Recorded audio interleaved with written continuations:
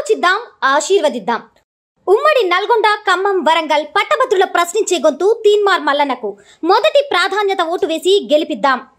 సన్న వడ్లకు 500 రూపాయల బోనస్ వచ్చే వానాకాలం సీజన్ నుంచి ఇవ్వాలని రాష్ట్ర కేబినెట్ నిర్ణయం. తడిసిన ధాన్యాన్ని ఎంఎస్పీకే కొంటాం, తడిసిన ధాన్యాన్ని కూడా కనీస మద్దతు ధర ఇచ్చి కొంటామని చెప్పేసి ప్రభుత్వం క్లియర్గా చెప్తా ఉంది. దానికి సంబంధించి ఒకవేళ తడిసిన ఓట్లు ఏవైతే ఉంటే వాటిని ఆరబోసుకొని ఎండబెట్టిన తర్వాత అమ్మేస్తే 100% ప్రభుత్వం కొనుగోలు చేస్తుంది. దానికి సంబంధించి ఏ జిల్లాల వాళ్ళు ఉన్నారో ఆ జిల్లాల కలెక్టర్లు దానికి బాధ్యత వహించాలి. దానికి సంబంధించి ఇవంతా కూడా పర్యవేక్షణ చేయాలని చెప్పేసి ఇక్కడ కేబినెట్ నిర్ణయించింది. కాళేశ్వరం రిపేర్లపై ఎన్డీఎస్ఏ సిఫారసు ప్రకారమే ముందుకెళ్తాం. రిపేర్ చేస్తే బ్యారేజీ ఉంటుందో ఉండదో చెప్పలేమని కమిటీ చెప్పింది. ఎన్డీఎస్ఏ చెప్పినట్టే మేడిగడ్డ, అన్నారం, సుందిల బ్యారేజీల గేట్లు ఓపెన్ పెడతాం. తాత్కాలిక ఏర్పాట్లతో నీటిని లిఫ్ట్ చేస్తాం. రిపేర్ల ఖర్చంతా నిర్మాణ సంస్థలదే. అమ్మ ఆదర్శ పాఠశాలల కింద గవర్నమెంట్ స్కూళ్లలో మౌలిక వసతులకు 600 కోట్ల రూపాయలు కేటాయిస్తున్నట్టుగా రాష్ట్ర ప్రభుత్వం చెప్తా ఉంది. ఇక విద్య ఫీజుల నియంత్రణపై మంత్రి శ్రీధర్బాబు అధ్యక్షతన సబ్ కమిటీని ఏర్పాటు చేసిండ్రు. ఇక రాష్ట్ర ఆవిర్భావ వేడుకలకు సోనియా గాంధీకి ఆహ్వానం పంపుతా ఉన్నారు. ఉద్యమకారులకు కూడా సన్మానం చేయాలని చెప్పేసి భావిస్తూ ఉన్నారు. ఎందుకనంటే ఒకవేళ ఉద్యమకారులకు సన్మానం చేసింటే ఉద్యమకారుల వల్లనే ఈ తెలంగాణ రాష్ట్రం ఏర్పడ్డది, అమరవీరుల వల్లనే ఈ తెలంగాణ రాష్ట్రం ఏర్పడ్డది, లేకపోతే సోనియా గాంధీ ఆమె మంచి నిర్ణయం తీసుకోవడం వల్లనే తెలంగాణ రాష్ట్రం ఏర్పడ్డదని చెప్పేసి అనుకుంటారని గతంలో ముఖ్యమంత్రిగా ఉన్నటువంటి కేసీఆర్ నేనే తెలంగాణ తెచ్చినా నేనే మొత్తం కూడా అంతే చెప్పేసి మొత్తం డబ్బా కొట్టుకున్నాడు. డబ్బా కొట్టుకొని మొత్తం ఇది దీక్షా దివాస్ అని ఆ దివాస్ అని, దీక్షా దివాస్ కాదని ఆయన ఢోకా దివాస్ నువ్వు చేసింది. ఎందుకంటే చాలామందిని పొట్టన పెట్టుకున్నావు నువ్వు. ఎందుకంటే మీరు చేసినటువంటి నాటకానికి, అగ్గిపెట్టే నాటకానికి, రకరకాల నాటకాలకు చాలామంది బలైపోయినరు. కాబట్టి అప్పుడు కనీసం ఉద్యమకారులను గుర్తించలేదు, ఉద్యమకారులను కనీసం పట్టించుకోలేదు. తర్వాత నిజంగా తెలంగాణ ఇవ్వడానికి, తెలంగాణ సహకారంకి ప్రధానంగా కృషి చేసినటువంటి అక్కడ సోనియా గాంధీ గురించి కానీ, తర్వాత స్మృతి ఇరానీ గురించి కానీ కనీసం పట్టించుకున్నటువంటి పరిస్థితి అప్పుడు తెలంగాణ రాష్ట్రంలో ఉండే. కాబట్టి ఇప్పుడు సోనియా గాంధీ గారిని 10 సంవత్సరాలు పూర్తయిన సందర్భంగా సోనియా గాంధీని ఆహ్వానించాలని చెప్పేసి అక్కడ కేబినెట్ నిర్ణయించింది. వచ్చే వానాకాలం సీజన్ నుంచి సన్నవడ్లకు క్వింటాల్కు 500 రూపాయల బోనస్ ఇవ్వాలని రాష్ట్ర కేబినెట్ నిర్ణయించింది.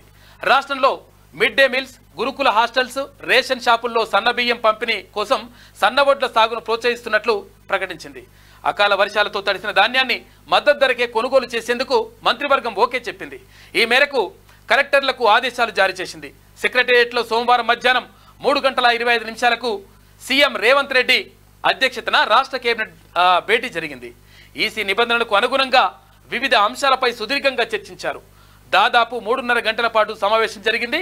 కాళేశ్వరం ప్రాజెక్టుకు సంబంధించి ఎన్డీఎస్ఏ నివేదికను నిపుణులు కమిటీ ఇచ్చిన మధ్యంతర రికమెండేషన్స్ రిపోర్టుపై కేబినెట్ సుదీర్ఘంగా చర్చించింది. ఆ కమిటీ సిఫారసుల ప్రకారం మేడిగడ్డ, అన్నారం, సుందిల్ల బ్యారేజీల్లో నీటి నిల్వ ఉంచబోమని స్పష్టం చేసింది. ఒకవేళ నిల్వ ఉంటే మొత్తం కూడా కొట్టుకుపోతుంది, ఆగమాగం అయిపోతుంది, కింద ప్రాంతాలన్నీ కూడా మొత్తం నష్టపోతాయి.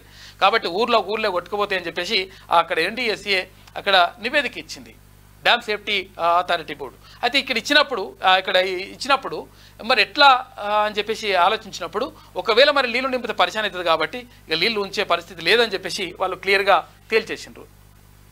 అయితే కమిటీ సూచనలకు అనుగుణంగా రిపేరు చేస్తూ రైతుల కోసం రాక్ ఫార్మేషన్తో నీటిని లిఫ్ట్ చేసే ప్రయత్నం చేయాలని కూడా ప్రభుత్వం నిర్ణయించింది. ఇక ప్రభుత్వ పాఠశాలల్లో మౌలిక సదుపాయాల కల్పనకు ఏర్పాటుకు జూన్ 12వ తేదీలోగా పూర్తి చేయాలని ఆదేశించింది. విద్య ఫీజుల నియంత్రణపై మంత్రి శ్రీధర్బాబు అధ్యక్షతన కేబినెట్ సబ్ కమిటీ ఏర్పాటు చేస్తూ నిర్ణయం తీసుకున్నది. రాష్ట్రం ఏర్పడి 10 ఏళ్లు పూర్తవుతున్న సందర్భంగా తెలంగాణ ఆవిర్భావ వేడుకలకు కాంగ్రెస్ అగ్రనేత సోనియా గాంధీని ఆహ్వానించాలని తీర్మానించారు. ఆమెతో పాటు ఉద్యమకారులను కూడా పిలిచి పబ్లిక్ మీటింగ్లో సన్మానించాలని మంత్రివర్గ సమావేశం నిర్ణయించింది. సమావేశ నిర్ణయాలను మంత్రులు పొంగులేటి శ్రీనివాసరెడ్డి, శ్రీధర్బాబు, కోమటిరెడ్డి వెంకటరెడ్డి మీడియాకు వెల్లడించిండ్రు.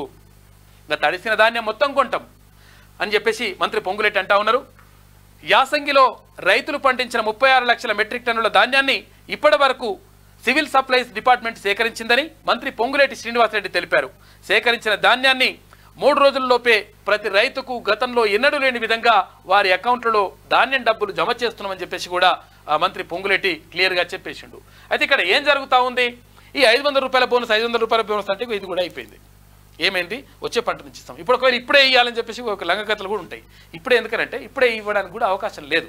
ఎందుకంటే ఆల్రెడీ ధాన్యం కొనుగోలు అంతా కూడా జరిగిపోయింది, కొంతవరకు జరిగిపోయింది. ఇంకా కొన్ని ఉన్నాయి, ఇవాళ సగంకి ఇచ్చి సగంకి ఇవ్వకపోతే బాగుండదు. కాబట్టి వచ్చే పంట నుంచి అంటే వానాకాలం పంట నుంచి ఈ 500 రూపాయల బోనస్ సన్నవడ్లకి ఇవ్వాలని చెప్పేసి ప్రభుత్వం నిర్ణయం తీసుకుంది.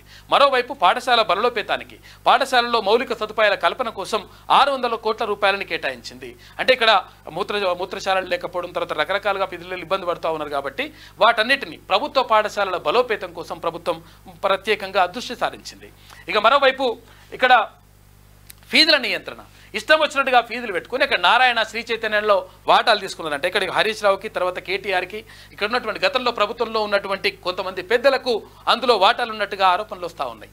అయితే ఈ నేపథ్యంలో మరి ఇట్లా వాటాలు బీటాలు చేసుకొని మీరంతా మొత్తం మీరు నాశనం చేసేస్తే పేద ప్రజలు చదువుకోవాలంటే, పాఠశాలకి వెళ్ళాలంటే భయపడుతున్నారు. ఇక ఏది ఇక్కడ హాస్పిటల్కి వెళ్ళాలంటే భయపడుతున్నారు. ఎందుకు భయపడుతున్నారు అంటే లక్షలు బిల్లులు ఎక్కడికి వెళ్ళి తీసుకురావాలి? పిల్లగాడిని చదివించాలంటే పిల్లగాడు పెద్దగా అవుతుంటే మొత్తం భయం అవుతున్నది. కారణం ఏంటి అంటే పిల్లగాడు పెద్దగా అయితే వాని స్కూల్లో వేయాలి. స్కూల్లో వేయాలంటే అడ్వాన్స్ కట్టాలంటే ఏంది, డొనేషన్ కట్టాలంటేనే లక్షలు ఫీజులు. అవి ఎట్లా కట్టాలి, ఏడికెళ్ళి తేవాలి, ఏం కథనో అర్థం కాక సతమతం అవుతున్నారు సామాన్య ప్రజలు. కాబట్టి ప్రభుత్వం ఆ ఫీజుల నియంత్రణ పైన కూడా ప్రత్యేకంగా దృష్టి సారించినట్టుగా తెలుస్తూ ఉంది. దానికోసం ప్రత్యేకంగా ఒక కమిటీని కూడా, సబ్ కమిటీని కూడా వేసింది మంత్రి దుద్దిల్ల శ్రీధర్ బాబు ఆధ్వర్యంలో. కాబట్టి ఇటువంటి నిర్ణయాలు తీసుకుంది. ఇంకా కొన్ని అంశాలు కూడా ఉండే, ఏది రైతు రుణమాఫీకి సంబంధించి కానీ, తర్వాత ఇంకా ఏది విభజన హామీలకు సంబంధించి కూడా నిర్ణయాలు తీసుకునేది ఉండే. కాకపోతే ఏంటంటే కేంద్ర ఎన్నికల సంఘం నిబంధనల ప్రకారం అవి చర్చకు రావద్దు అని చెప్పేసి కేంద్ర ఎన్నికల సంఘం చెప్పినటువంటి నేపథ్యంలో వాటిని ఇప్పుడు తాత్కాలికంగా పక్కన పెట్టిన తర్వాత జూన్ 4 తర్వాత దానిపైన కూడా నిర్ణయాలు తీసుకునేటువంటి అవకాశం మాత్రం కనిపిస్తూ ఉంది. ఆలోచిద్దాం, ఆశీర్వదిద్దాం. ఉమ్మడి నల్గొండ, ఖమ్మం, వరంగల్ పట్టభద్రుల ప్రశ్నించే గొంతు తీన్మార్ మల్లన్నకు మొదటి ప్రాధాన్యత ఓటు వేసి గెలిపిద్దాం.